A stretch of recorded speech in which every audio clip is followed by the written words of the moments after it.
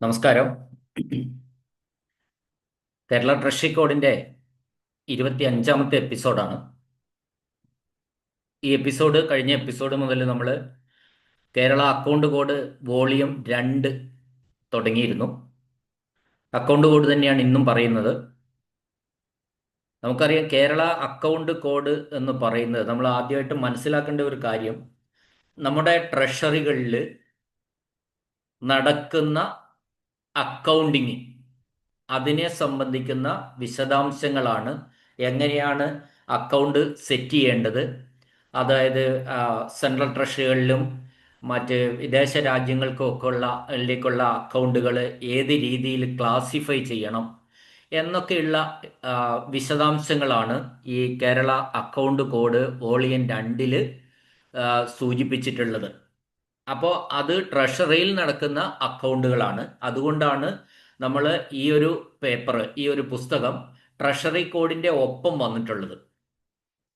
മാത്രമല്ല, നമ്മൾ ഈ ഈ- ഈ- ഈ- ഇത് നമ്മൾ തിയറി ഇങ്ങനെ പഠിച്ചു പോകുമ്പോൾ ഒരുപാട് ജീവനക്കാർക്ക് ഇത് പ്രാക്ടിക്കലായിട്ട് ഒരു ബന്ധമില്ലാതെ നമ്മൾ തിയറി പഠിക്കുമ്പോൾ ഉണ്ടാകുന്ന ഒരു ബുദ്ധിമുട്ട് ഇത് കേൾക്കുമ്പോൾ ഉണ്ടാവാനുള്ള സാധ്യതയുണ്ട്. ഞാനിവിടെ ഉദ്ദേശിക്കുന്നത് എന്താണെന്ന് വെച്ചാൽ, നമ്മൾ ഈ കാര്യങ്ങൾ പുസ്തകത്തിലൂടെ ഒന്ന് ഒന്ന് ഓടിച്ചു പറഞ്ഞിട്ട് ഈ അക്കൗണ്ട് കോഡിൽ വരുന്ന ക്വസ്റ്റ്യൻസ് ചെയ്യുന്നതാണ് ഏറ്റവും ഇഫക്റ്റീവ് എന്ന് എനിക്ക് തോന്നിയിട്ടുള്ളത്. അപ്പോൾ എന്ത് തന്നെയായാലും നമ്മൾ ഈ account code, Kerala account code volume 2 എന്ന് പറയുന്ന ഈ പുസ്തകത്തിലൂടെ ഒന്ന് കടന്നു പോകണം. പ്രധാനപ്പെട്ട കാര്യങ്ങളൊക്കെ ഒന്ന് പറഞ്ഞു പോയിട്ട് അതിനുശേഷം അതുമായി ബന്ധപ്പെടുന്ന ചോദ്യങ്ങൾ ചെയ്യാം.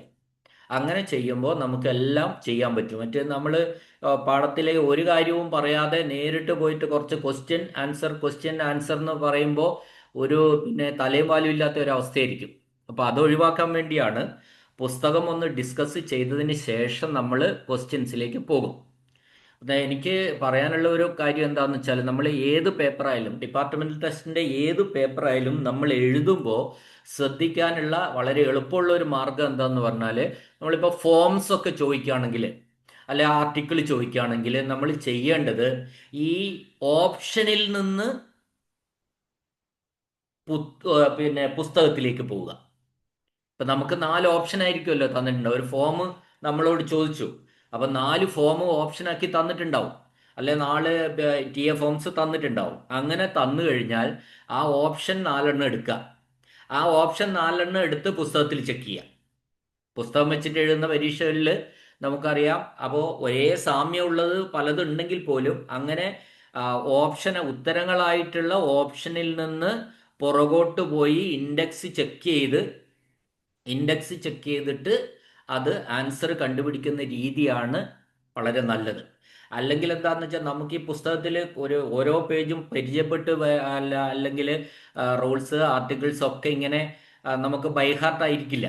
അപ്പോൾ എന്നാൽ അത് റെഫർ ചെയ്ത് കണ്ടുപിടിക്കുകയും വേണം. എങ്കിൽ പേജ് ഇങ്ങനെ മറിച്ച് നോക്കി റെഫർ ചെയ്യുമ്പോൾ നമുക്ക് സമയം പോവുകയുള്ളൂ. അപ്പൊ നമ്മൾ ഉത്തരങ്ങളായിട്ടുള്ള 4 ഓപ്ഷനുകളിൽ അത് നോക്കുക, ആ ഓപ്ഷൻ ഇൻഡെക്സിൽ നോക്കി പുസ്തകത്തിലേക്ക് പോവുക, എന്നിട്ട് ആൻസർ ഏതാണെന്ന് കണ്ടുപിടിക്കുക.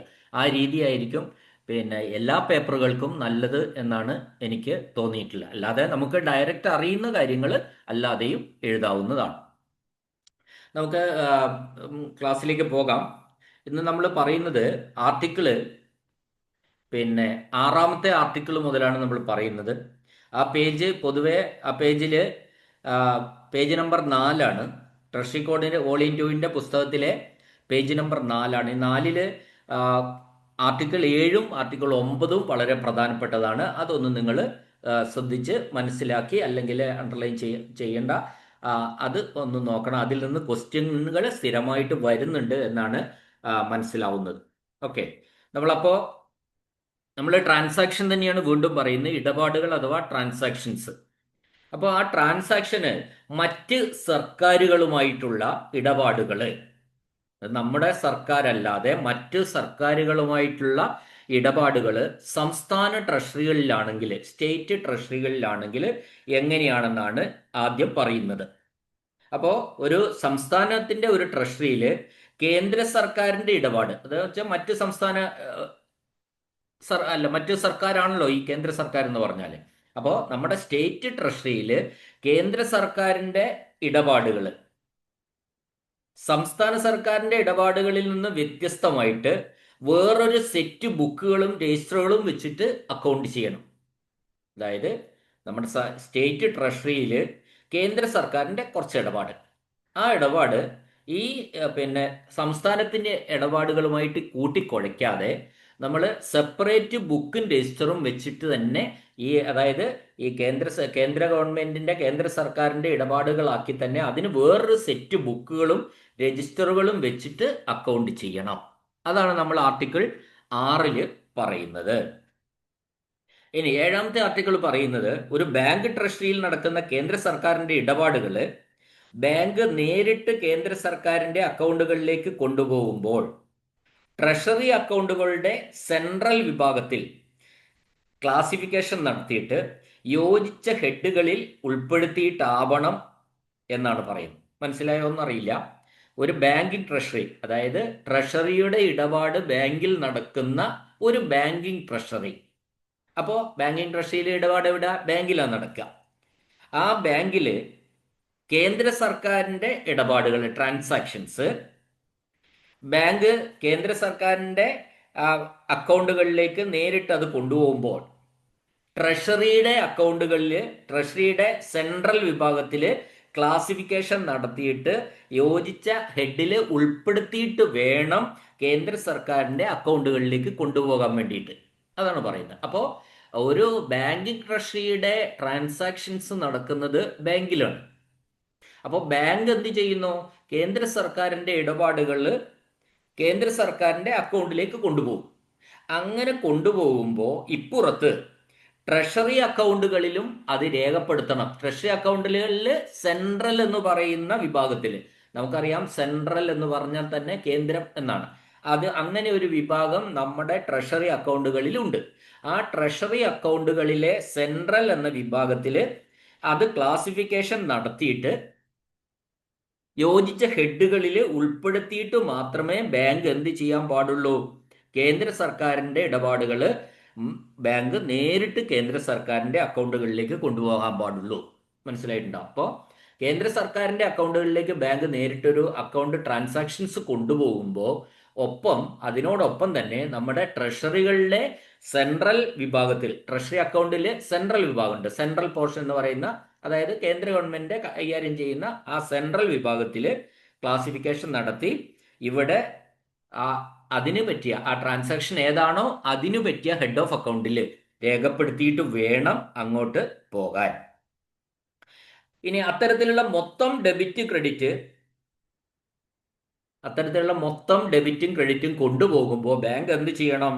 Debit and credit reserve bank deposits central എന്ന ഹെഡിലാണ് രേഖപ്പെടുത്തേണ്ടത്. അപ്പോൾ അത്തരത്തിലുള്ള ഇപ്പൊ ഞാൻ പറഞ്ഞ തരത്തിലുള്ള, അതായത് കേന്ദ്ര സർക്കാരിന്റെ ഇടപാടുകൾ, ട്രാൻസാക്ഷൻസ്, അത് മൊത്തത്തിൽ debit and credit reserve bank deposits central എന്ന ഹെഡ്, അതാണ് ആ ഹെഡിന്റെ കീഴിലാണ് ഇവര് രേഖപ്പെടുത്തേണ്ടത്. ആര്? ഈ ബാങ്ക്. ഇനി സെൻട്രൽ ഗവൺമെന്റ് ഇടപാടുകൾ ഒരു നോൺ ബാങ്കിങ് ട്രഷറിയിലാണെങ്കിൽ, ഇപ്പം നമ്മൾ പറഞ്ഞത് ബാങ്കിങ് ട്രഷറിയിലത്തെ കാര്യമാണ്. ബാങ്കിങ് ട്രഷറിയിലെ ട്രാൻസാക്ഷൻസ് നടത്തുന്നത് ബാങ്കാണ്. എന്നാൽ ഒരു നോൺ ബാങ്കിങ് ട്രഷറിയിലാണെങ്കിൽ എന്ന് പറഞ്ഞാൽ ട്രഷറിയിൽ തന്നെ പണമിടപാടും കൂടി നടത്തുന്ന ട്രഷറി ആണെങ്കിൽ അതെന്ത് ചെയ്താൽ മതി? ഈ കേന്ദ്ര സർക്കാരിന്റെ ഇടപാടുകൾ ഈ ട്രഷറിയിലെ സെൻട്രൽ സെക്ഷനിലെ അപ്രോപ്രിയേറ്റ് ഹെഡിൽ രേഖപ്പെടുത്തിയാൽ മതി. ട്രഷറിയിൽ, ബാങ്കിലാണെന്നുള്ള കാര്യം നേരത്തെ ഞാൻ പറഞ്ഞു. ഇനി ട്രഷറിയിലാണ് ഈ ഇടപാട് നടക്കുന്നതെങ്കിൽ ആ ട്രഷറിയിൽ ഇടപാട് നടക്കുക എന്ന് പറഞ്ഞാൽ ആ ട്രഷറി ഒരു നോൺ ബാങ്കിങ് ട്രഷറി ആയിരിക്കണം. അത്തരത്തിൽ നോൺ ബാങ്കിങ് ട്രഷറികളിൽ നടക്കുന്ന കേന്ദ്ര സർക്കാരിന് വേണ്ടിയിട്ടുള്ള debit and credit or transactions എന്ത് ചെയ്യണം? ട്രഷറിയുടെ സെൻട്രൽ സെക്ഷനിൽ, സെൻട്രൽ സെക്ഷൻ എന്ന് പറഞ്ഞാൽ തന്നെ കേന്ദ്ര ഗവൺമെന്റ് വേണ്ടിയിട്ടുള്ള സെക്ഷൻ എന്നാണ് അർത്ഥം. സെൻട്രൽ സെക്ഷനിലെ അപ്രോപ്രിയേറ്റ്, അതിന് യോജിച്ച ഒരു ഹെഡിൽ രേഖപ്പെടുത്തണം എന്നാണ് പറയുന്നത്. ഇനി എന്നാൽ റെസീപ്റ്റുകളുടെയും പേയ്മെന്റുകളുടെയും ആകെത്തുക സംസ്ഥാന സർക്കാരിന്റെ അക്കൗണ്ടുകളിൽ adjusting account between central and state government എന്ന സസ്പെൻസ് ഹെഡിൽ രേഖപ്പെടുത്തണം. ഇപ്പോൾ നമ്മൾ അവിടെ രേഖപ്പെടുത്തുമ്പോൾ തന്നെ ഇപ്പൊ ഞാൻ പറഞ്ഞു സെൻട്രൽ എന്ന സെക്ഷനിലെ അപ്രോപ്രിയേറ്റ് ഹെഡിൽ രേഖപ്പെടുത്തുമ്പോൾ തന്നെ ഈ റെസീറ്റുകളുടെയും പേയ്മെന്റും ഓരോന്നും എടുക്കണ്ട, റെസീറ്റും പേയ്മെന്റും അതിന്റെ ടോട്ടൽ ആകെ തുക, ഒരു റെസീറ്റിന്റെയും പേയ്മെന്റിന്റെയും ആകെ തുക അത് സംസ്ഥാന സർക്കാരിന്റെ അക്കൗണ്ടുകളിലും രേഖപ്പെടുത്തണം. ഏത് ഹെഡില്? Adjusting account between central and state government എന്ന സസ്പെൻസ് ഹെഡിൽ രേഖപ്പെടുത്തിയിട്ട് വേണം എന്ത്? സെൻട്രൽ സെക്ഷനിലെ അപ്രോപ്രിയേറ്റ് ഹെഡിൽ രേഖപ്പെടുത്താൻ.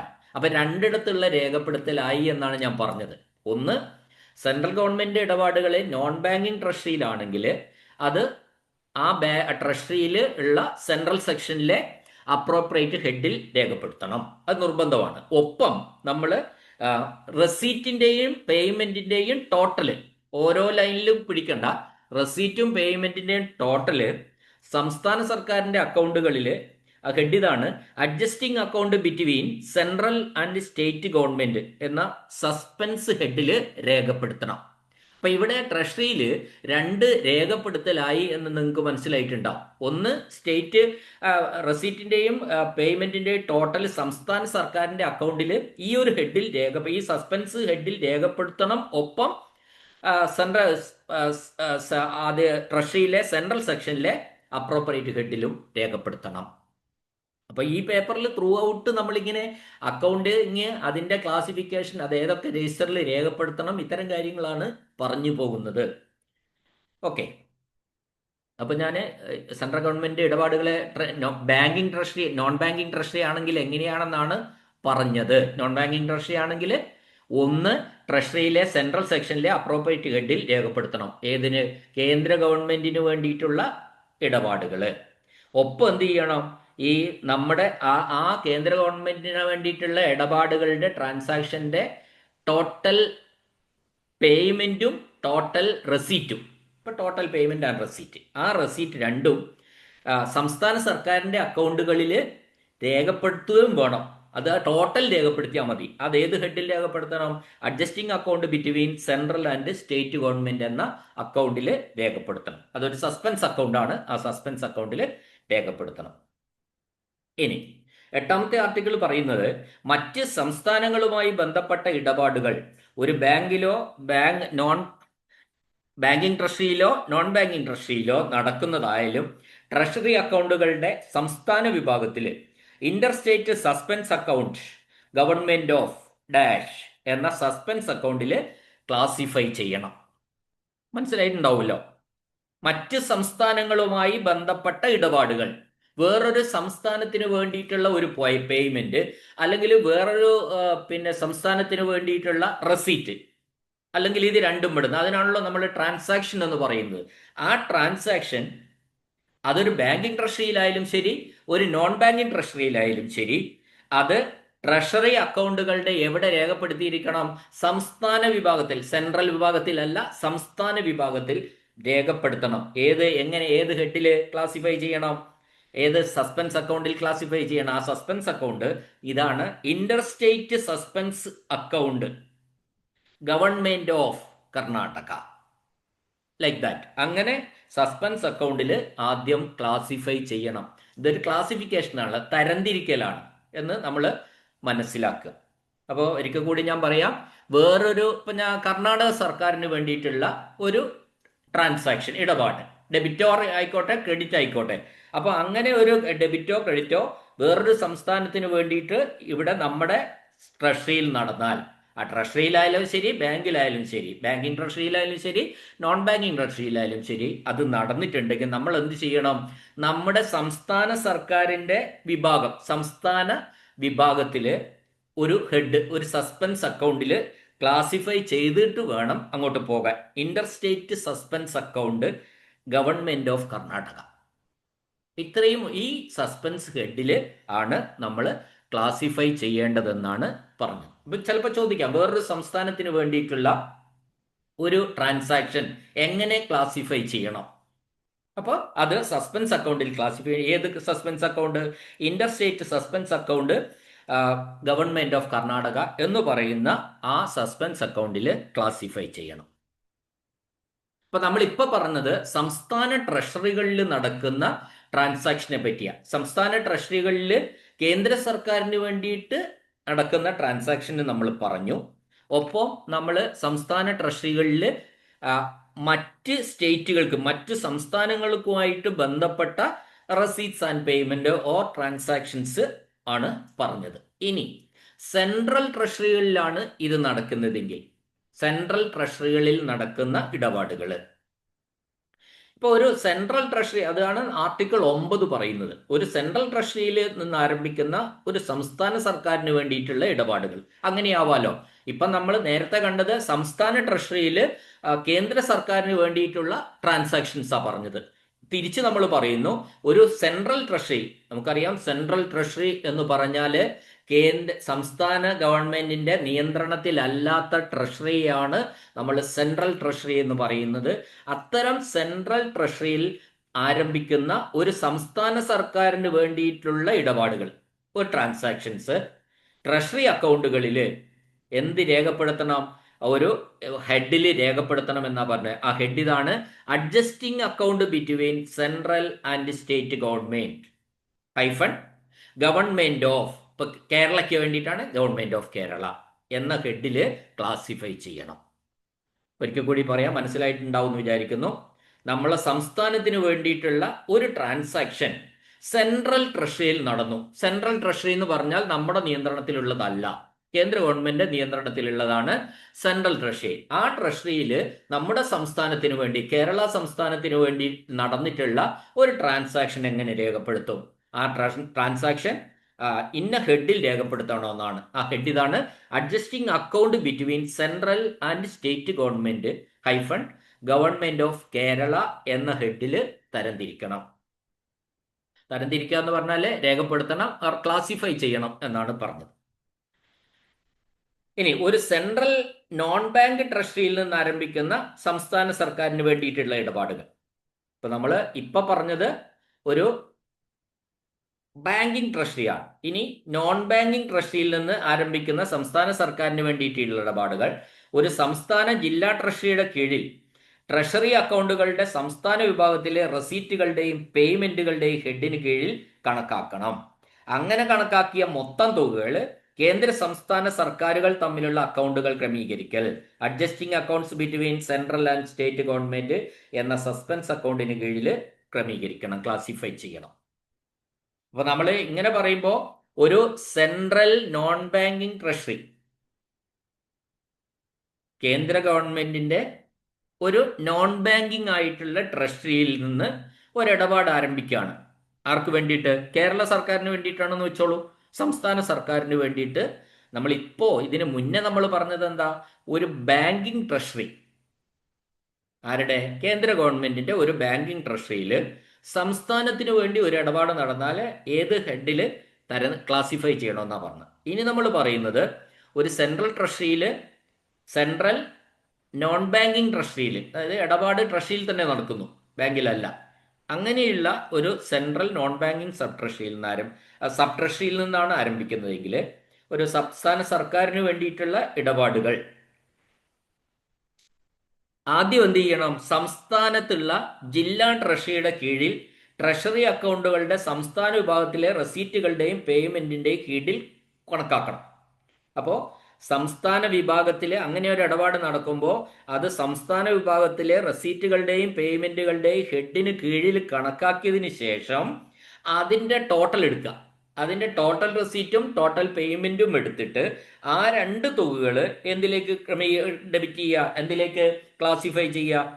Adjusting accounts between central and state governments എന്ന സസ്പെൻസ് ഹെഡിനെ അതിന്റെ അണ്ടറിൽ നമ്മൾ ക്ലാസിഫൈ ചെയ്യണം. അതിന്റെ മലയാളം ഇതാണ്: കേന്ദ്ര സംസ്ഥാന സർക്കാരുകൾ തമ്മിലുള്ള അക്കൗണ്ടുകൾ ക്രമീകരിക്കൽ എന്ന സസ്പെൻസ് ഹെഡിന് കീഴിൽ അത് ക്ലാസിഫൈ ചെയ്യണമെന്നാണ് പറഞ്ഞത്. ഇനി ആർട്ടിക്കിൾ 9A പറയുന്നത് railway, postal and telegraph defence. നമുക്കറിയാം ഈ റെയിൽവേയും പോസ്റ്റൽ ആൻഡ് ടെലിഗ്രാഫും ഡിഫൻസും ഒക്കെ നമ്മൾ ശരിക്കും അതൊരു വേറൊരു സെക്ഷനായിട്ടാണ് പോകുന്നത്. ഇപ്പൊ ഇവയുമായിട്ട് ബന്ധപ്പെട്ടിട്ട സ്റ്റേറ്റ് സെൻട്രൽ ട്രഷറികൾ നടക്കുന്നതുമായിട്ടുള്ള എല്ലാ ട്രാൻസാക്ഷനും, ഇപ്പോ റെയിൽവേ ആയിട്ട് ബന്ധപ്പെട്ട്, അല്ലെങ്കിൽ പോസ്റ്റൽ ആൻഡ് ടെലിഗ്രാഫുമായിട്ട് ബന്ധപ്പെട്ട്, അല്ലെങ്കിൽ ഡിഫൻസുമായി ബന്ധപ്പെട്ട്, ഈ മൂന്ന് വകുപ്പുകളുമായിട്ട് ബന്ധപ്പെട്ടിട്ടുള്ള എല്ലാ ട്രാൻസാക്ഷനുകളും അത് എവിടെ നടന്നാലും ശരി, സെൻട്രൽ ട്രഷറിയിലായാലും ശരി, സ്റ്റേറ്റ് ട്രഷറിയിലായാലും ശരി, ഈ വകുപ്പുകൾക്ക് വേണ്ടിയിട്ടുള്ള debit and credit or payment and receipt എന്ത് ചെയ്യണം? അതാത് ഹെഡിൽ ക്രമീകരിക്കണമെന്ന്, അതാത് ഹെഡിന്റെ കീഴിൽ ക്ലാസിഫൈ ചെയ്യണം. ഇനിയിപ്പോ റെയിൽവേ ആണെങ്കിൽ adjusting account with railways, postal and telegraph ആണെങ്കിൽ adjusting account with postal and telegraph, defence ആണെങ്കിൽ അഡ്ജസ്റ്റിംഗ് അക്കൗണ്ട് വിത്ത് ഡിഫൻസ് എന്ന ഹെഡിലെ അണ്ടറിൽ ഇത് ക്ലാസിഫൈ ചെയ്യണം. സാധാരണ നമുക്ക് ഈസി ആയിട്ട് മനസ്സിലാവുന്ന കാര്യമാണ്. റെയിൽവേ വന്നാൽ റെയിൽവേയുടെ അക്കൗണ്ടിൽ, അത് സെൻട്രൽ ആയാലും സ്റ്റേറ്റ് ആണെങ്കിലും റെയിൽവേയുടെ ഹെഡിലിന്റെ അണ്ടറിൽ നമ്മൾ ക്ലാസിഫൈ ചെയ്തോളാം. അത് നേരിട്ടുള്ളതാണ്. ഈ റെയിൽവേയും പോസ്റ്റൽ ആൻഡ് ടെലിഗ്രാഫും ഡിഫൻസും ഒന്നും ശരിക്കും സംസ്ഥാനത്തിന്റെയോ അല്ലെങ്കിൽ സെൻട്രലിന്റെയോ പിന്നെ അക്കൗണ്ടുകളിൽ പെടുത്താതെ ഡയറക്റ്റ് വിടുകയാണ് ചെയ്യുന്നത്. ഇവന്റെ ടോട്ടൽ മാത്രം ഇവിടെ നിന്ന് രേഖപ്പെടുത്തിയിട്ട് അങ്ങ് വിടുകയാണ് സാധാരണ ചെയ്യുന്നത്. ഇനി SBIയുടെ RBI ഓഫീസുകളിലും ശാഖകളിലുമുള്ള railway, postal and telegraph, defence എന്നിവയുടെ ഇടപാടുകൾ റിസർവ് ബാങ്ക് ഓഫ് ഇന്ത്യയുടെ അക്കൗണ്ടുകളിൽ നേരിട്ട് railway, postal and telegraph, defence എന്നിവയുടെ കീഴിൽ രേഖപ്പെടുത്തും. ഇവയിലേക്കുള്ള ട്രാൻസാക്ഷൻസ് ട്രഷറി അക്കൗണ്ടുകളിലൂടെ കടന്നു പോവില്ല. അതാണ് ഞാൻ പറഞ്ഞത്. ഈ മൂന്ന് വകുപ്പുകളിലേക്കുള്ള ഇടപാടുകൾ RBI ഓഫീസുകളിലൊക്കെ ആണെങ്കിൽ, SBIക്ക് RBI ഓഫീസുകളുണ്ട് ചില, അവിടെയൊക്കെ നടക്കുന്ന ഇടപാടുകൾ റിസർവ് ബാങ്ക് ഓഫ് ഇന്ത്യയുടെ അക്കൗണ്ടുകളിൽ നേരിട്ട് railway, postal and telegraph, defence എന്നിവയുടെ കീഴിൽ രേഖപ്പെടുത്തും. റിസർവ് ബാങ്ക് ഓഫ് ഇന്ത്യയുടെ അക്കൗണ്ടുകളിൽ റെയിൽവേക്ക് സെപ്പറേറ്റ് ആയിട്ടുള്ള ഒരു അക്കൗണ്ട് ഉണ്ട്, പോസ്റ്റൽ ആൻഡ് ടെലിഗ്രാഫിന് വേറൊരു അക്കൗണ്ട് ഉണ്ട്, ഡിഫൻസിന് വേറൊരു അക്കൗണ്ട് ഉണ്ട്. അപ്പോൾ RBIയുടെ ഇടപാടുകൾ ഇത്തരത്തിൽ നടക്കുന്ന ഓഫീസുകളിൽ നടക്കുന്ന ഈ മൂന്ന് വകുപ്പുകളിലേക്കുള്ള ട്രാൻസാക്ഷൻസ്, ഇടപാടുകൾ, ഇത് റിസർവ് ബാങ്ക് ഓഫ് ഇന്ത്യയുടെ ഈ മൂന്ന് വകുപ്പിന് കീഴിലുള്ള അക്കൗണ്ടുകളിലേക്ക് നേരിട്ട് രേഖപ്പെടുത്തുകയാണ്. റെയിൽവേക്ക് വേണ്ടിയിട്ടുള്ള ഒരു ഇടപാട് RBIയുടെ പിന്നെ റെയിൽവേ എന്ന് പറയുന്ന ആ സെക്ഷന്റെ കീഴിൽ രേഖപ്പെടുത്തും. പോസ്റ്റൽ ആൻഡ് ടെലിഗ്രാഫിലേക്കുള്ള ഇടപാടാണെങ്കിൽ അതിന്റെ അണ്ടറിൽ രേഖപ്പെടുത്തും എന്ന് ഇത് പറയുമ്പോൾ നമ്മൾ മനസ്സിലാക്കേണ്ട ഒരു കാര്യം, ഈ മൂന്ന് വകുപ്പുകളിലേക്കുള്ള railway, postal and telegraph, then defence, ഈ മൂന്ന് വകുപ്പുകളിലേക്കുള്ള ട്രാൻസാക്ഷൻസ് ഒന്നും തന്നെ ട്രഷറി അക്കൗണ്ടുകളിലൂടെ കടന്നു പോകുന്നില്ല എന്നാണ് പറഞ്ഞത്. ട്രഷറി അക്കൗണ്ടുകളിലൂടെ ഇവയിലേക്കുള്ള ഇടപാടുകൾ, ട്രാൻസാക്ഷൻസ് ഒന്നും ട്രഷറി അക്കൗണ്ടുകളിലൂടെ കടന്നു പോകുന്നില്ല. ഇനി അടുത്തത് 10ാമത്തെ ആർട്ടിക്കിളാണ്. മറ്റ് രാജ്യങ്ങളിലെ സർക്കാരുകളുടെ പേരിലുള്ള ഇടപാടുകൾ അതെങ്ങനെയാണ് ട്രഷറിയിൽ അക്കൗണ്ട് ചെയ്യുന്നതെന്നാണ്. ഇപ്പൊ മറ്റ് രാജ്യങ്ങൾ എന്ന് പറയുമ്പോൾ ബർമ്മയും പാകിസ്ഥാനും ഒഴികെ സർക്കാരുകൾക്ക് വേണ്ടിയിട്ടുള്ള ട്രാൻസാക്ഷൻസ് ട്രഷറി അക്കൗണ്ടുകളുടെ സെൻട്രൽ വിഭാഗത്തിൽ അപ്രോപ്രിയേറ്റ് ഹെഡിൽ ക്ലാസിഫൈ ചെയ്യണം. പാകിസ്ഥാനും ബർമ്മയ്ക്കും ഒഴികെയുള്ള അവർക്ക് വേണ്ടിയിട്ട് അവരെ ഒഴിച്ചു നിർത്തി ബാക്കി രാജ്യങ്ങൾക്ക് വേണ്ടിയിട്ടുള്ള ട്രാൻസാക്ഷൻസ് ട്രഷറി അക്കൗണ്ടിന്റെ സെൻട്രൽ വിഭാഗത്തിൽ അതിന്റെ അപ്രോപ്രിയേറ്റ് ഹെഡിൽ ക്ലാസിഫൈ ചെയ്യാം. ഇനി ഈ ബർമ്മയ്ക്കും പാകിസ്ഥാനും വേണ്ടി സർക്കാരുകൾക്ക് വേണ്ടിയിട്ടുള്ള ഇടപാടുകൾ അക്കൗണ്ടന്റ് ജനറൽ നൽകുന്ന നിർദ്ദേശങ്ങൾക്കനുസരിച്ച് കേന്ദ്ര സംസ്ഥാനവുമായി ബന്ധപ്പെട്ടതായിട്ട് കണക്കാക്കണം. അത് AG നൽകുന്ന നിർദ്ദേശങ്ങൾക്കനുസരിച്ചാണ് ബർമ്മയ്ക്കും പാകിസ്ഥാനും വേണ്ടിയിട്ടുള്ള ഇടപാടുകൾ അക്കൗണ്ട് ചെയ്യേണ്ടത്. AGയുടെ ഡയറക്ഷന്റെ അടിസ്ഥാനത്തിലായിരിക്കണം. ഇനി ആർട്ടിക്കിൾ 10 ഒരു ലോക്കൽ റൂളിംഗ് ഉണ്ട്. ആ ലോക്കൽ റൂളിംഗ് എന്താണെന്ന് വെച്ചാൽ, ബർമ്മ സർക്കാരിന് വേണ്ടിയിട്ടുള്ള സംസ്ഥാനത്തെ സ്റ്റേറ്റ് ട്രഷറികളിൽ നടക്കുന്ന എല്ലാ ഇടപാടുകളും തപാലും പ്രതിരോധവും ഉൾപ്പെടെ ആദ്യം കേരള സർക്കാരിന്റെ ബാലൻസിൽ കൊണ്ടുവരികയും ബർമ്മ സർക്കാരിന്റെ അക്കൗണ്ട് എന്ന മെയിൻ ഹെഡിൽ വിശദമായ ഡീറ്റെയിൽഡ് ഹെഡ് കൊടുത്ത് അതിന്റെ സപ്പോർട്ടിംഗ് ആയിട്ട് ആവശ്യമായ വിശദാംശങ്ങളുള്ള പ്രത്യേക ഷെഡ്യൂളുകളും ഉൾപ്പെടുത്തണം. അങ്ങനെയാണ് സൂക്ഷിക്കേണ്ടത്. അപ്പോൾ 10ാമത്തെ ആർട്ടിക്കിളിൽ ഇങ്ങനെയൊക്കെ പറഞ്ഞാലും ഇതിന് ഒരു ലോക്കൽ റൂളിംഗ് നൽകിയിട്ടുണ്ട്. ആ ലോക്കൽ റൂളിംഗ് എന്ന് പറയുന്നത് ബർമ്മ സർക്കാരിന് വേണ്ടിയിട്ട് നമ്മുടെ സംസ്ഥാന സർക്കാർ ട്രഷറിയിൽ ഒരു ഇടപാട് നടന്നു. വേണ്ടതാർക്ക ബർമ്മ സർക്കാരിന് വേണ്ടിയിട്ടാണ് നടക്കുന്നത്. ആ ഇടപാട് അത് പ്രതിരോധവും തപാലോ എന്തോ ആയിക്കോട്ടെ ഉൾപ്പെടെ. അപ്പോൾ അങ്ങനെ ഒരു ഇടപാട് നടന്നാൽ ആദ്യം എന്ത് ചെയ്യണം? കേരള സർക്കാരിന്റെ ബാലൻസിൽ അത് കൊണ്ടുവരണം. ആ transaction debit or credit Kerala സർക്കാരിന്റെ അക്കൗണ്ട് ബാലൻസിൽ കൊണ്ടുവന്ന് എന്ത് ചെയ്യണം? പിന്നെ അത് ബർമ്മ സർക്കാരിന്റെ അക്കൗണ്ട് എന്ന മെയിൻ ഹെഡിൽ കൊണ്ടുവന്നതിന് ശേഷം ബർമ്മ സർക്കാരിന്റെ അക്കൗണ്ട് എന്ന മെയിൻ ഹെഡിൽ അനുയോജ്യമായിട്ടുള്ള ഡീറ്റെയിൽ ഹെഡ് കൊടുത്ത് സപ്പോർട്ടിംഗ് ആയിട്ട് ആവശ്യമായ വിശദാംശങ്ങളുള്ള ഷെഡ്യൂളുകൾ അടക്കം വെക്കണം. അപ്പോൾ ഡീറ്റെയിൽ ഹെഡ് കൊടുത്ത പിന്നെ മെയിൻ ഹെഡ് ബർമ്മ സർക്കാരിന്റെ അക്കൗണ്ട് എന്ന മെയിൻ ഹെഡിലാണ് കൊടുക്കുന്നത്. ആ അക്കൗണ്ട് ഹെഡിന്റെ കീഴിലുള്ള ഡീറ്റെയിൽഡ് ഹെഡിൽ അതിന്റെ ബാക്കി കാര്യങ്ങൾ കൊടുത്ത് ആ കൊടുത്ത കാര്യങ്ങൾക്കുള്ള സപ്പോർട്ടിംഗ് ആയിട്ടുള്ള പിന്നെ ആവശ്യമായിട്ടുള്ള ഷെഡ്യൂളുകൾ അടങ്ങിയ വിശദാംശങ്ങൾ അടക്കം അക്കൗണ്ട് ചെയ്യണം എന്നാണ് ഈ ആർട്ടിക്കിള് 10 ലോക്കൽ റൂളിംഗ് പറയുന്നത്. ഇനി അത് തന്നെ വീണ്ടും ഒന്നുകൂടി ഡീറ്റെയിൽ ആയിട്ട് പറയാണ്. ആർട്ടിക്കിൾ 10 ലോക്കൽ 3ാമത്തെ ഇത് സബ് റൂളായിട്ട് പറയുന്നതാണ്. ബർമ്മയുമായിട്ട് ബന്ധപ്പെട്ട ഇടപാടുകൾ കേരള സംസ്ഥാന ട്രഷറികളിൽ ഉണ്ടാകുമ്പോൾ ആയത് അക്കൗണ്ടിലേക്ക് കൊണ്ടുവന്ന് അടുത്താണ് പ്രധാനം. Account between civil and civil account between items adjustable by the accountant general central revenues എന്ന എക്സ്ചേഞ്ച് അക്കൗണ്ട് ഹെഡിന് കീഴിൽ അക്കൗണ്ട് ചെയ്യണം. ഈ പേജ് 7 ഇതുള്ളത്. ഈ പേജ് 7 പറയുന്ന ഈ ഒരു പാരഗ്രാഫ് വളരെ ഇമ്പോർട്ടൻ്റ് ആണ്. അത് നമ്മൾ ഓർത്തു വെക്കുക. അതായത് 10ാമത്തെ ആർട്ടിക്കിള് 10 സബ് റൂള് സബ് 3 10ൽ 3 ഇമ്പോർട്ടൻ്റ് ആണ്. അത് നമ്മൾ നോക്കി വെക്കേണ്ടതാണ്. Page number 7. ആ പേജ് സബ് 3 പറയുന്നത് ഇതാണ്. ബർമ്മയുമായിട്ട് ബന്ധപ്പെട്ട ഇടപാടുകൾ കേരള സംസ്ഥാന ട്രഷറികളിൽ ഉണ്ടാകുമ്പോൾ, നമ്മുടെ സ്റ്റേറ്റ് ട്രഷറികളിൽ ബർമ്മയുമായി ബന്ധപ്പെട്ട ഒരു ഇടപാട് ഉണ്ടാകുമ്പോൾ ആയത് എന്ത് ചെയ്യണം? നമ്മൾ അക്കൗണ്ടിലേക്ക് കൊണ്ടുവന്നിട്ട് ഒരു എക്സ്ചേഞ്ച് ഹെഡ് ഉണ്ട്. ആ എക്സ്ചേഞ്ച് അക്കൗണ്ട് ഹെഡിന് കീഴിൽ അക്കൗണ്ട് ചെയ്യണം. ആ എക്സ്ചേഞ്ച് അക്കൗണ്ട് ഹെഡ് എന്ന് പറയുന്നത് ഇതാണ്.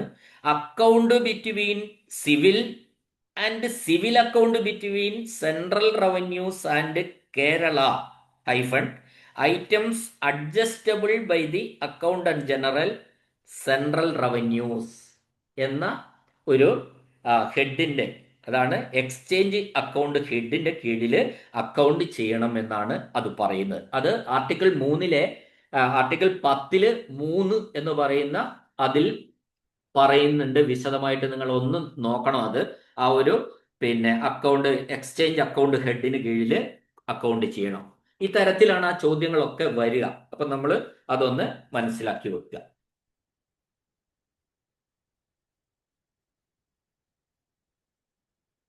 ഓക്കെ, അപ്പൊ നമുക്ക് ഈ എപ്പിസോഡ് ഇവിടെ അവസാനിപ്പിക്കാൻ തോന്നുന്നു. നിങ്ങൾ തീർച്ചയായിട്ടും ഇത് കേൾക്കുന്ന ആൾക്കാർ മനസ്സിരുത്തി ഇത് വളരെ ശ്രദ്ധിച്ച്, അക്കൗണ്ടിങ് ആണ്, വളരെ ശ്രദ്ധിച്ച് കേൾക്കണം.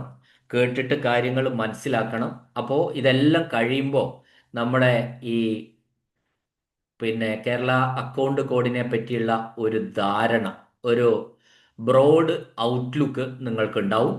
ആ ഔട്ട്ലുക്കിൻ്റെ അടിസ്ഥാനത്തിൽ നമ്മൾ ക്വസ്റ്റ്യൻസ് പ്രാക്ടീസ് ചെയ്യാം. ആ ക്വസ്റ്റ്യൻസ് പ്രാക്ടീസ് ചെയ്യാൻ അങ്ങനെ കഴിയും നമുക്ക്. അപ്പോൾ നമുക്ക് എല്ലാത്തിൻ്റെയും ആൻസേഴ്സ് എഴുതാൻ വേണ്ടിയും കഴിയും. അപ്പോൾ വീഡിയോ കാണുകയും കേൾക്കുകയും ചെയ്യുന്ന ആൾക്കാർ വീഡിയോസ് സെലക്ട് ചെയ്തിട്ട് പ്ലേലിസ്റ്റ് എടുത്തിട്ട് വേണം കേൾക്കാം. അപ്പോൾ ക്രമത്തിൽ ഞാൻ പലതും ഇടയ്ക്കിടയ്ക്ക് പല സമയത്തും പല വീഡിയോസ് ഇടുന്നത് കൊണ്ട് പ്ലേലിസ്റ്റ് നിങ്ങൾ എടുക്കുക. അപ്പോൾ ട്രഷറി കോഡിൻ്റെതാണെങ്കിൽ ട്രഷറി കോഡിൻ്റെ പ്ലേലിസ്റ്റ് എടുത്തിട്ട് വേണം. അപ്പോൾ ട്രഷറി കോഡുമായി ബന്ധപ്പെട്ട 25 എപ്പിസോഡുകൾ നിങ്ങൾക്ക് ക്രമത്തിൽ കിട്ടും പ്ലേലിസ്റ്റിൽ. അപ്പോൾ ഏത് പേപ്പർ എടുത്താലും ശരി, നമ്മൾ പ്ലേ ലിസ്റ്റ് എടുത്തിട്ട് വേണം അത് കേൾക്കാൻ എന്ന് എന്ന അവസാനിപ്പിക്കുകയാണ്. ഈ വീഡിയോ കേട്ട എല്ലാവർക്കും നന്ദി, നമസ്കാരം.